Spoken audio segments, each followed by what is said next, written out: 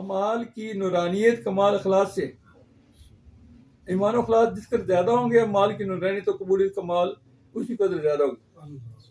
और ईमान और अखलास का कमाल मार्फत मौकूफ है, मार्फत पर मौकूफ है ना, क्योंकि ये मार्फत व ईमान हकीकी फना और मौत कबल मौत से वाबस्ता है।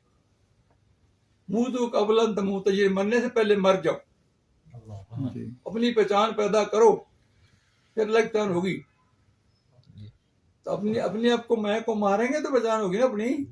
जब अपने अकड़ खां बने लगे फिर क्या पहचान होगी। ईमान हकीकी के लिए अपनी मैं मारनी पड़ती है।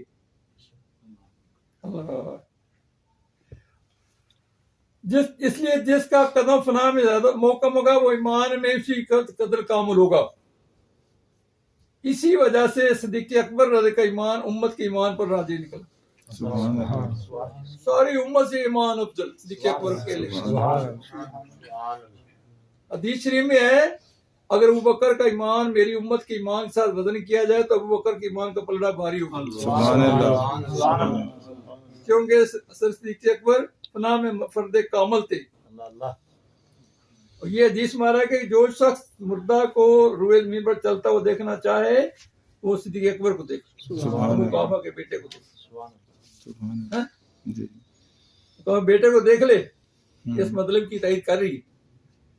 क्योंकि फना करते तमाम सहाबा करम को हज़रत थी, मगर बावजूद इसके सूल फना के साथ जरूर सिद्दीक़ की तस्दीक़ से अमर दलील है कि ये खूबी हज़रत सिद्दीक़ अकबर के में बदरजा कमाल थी।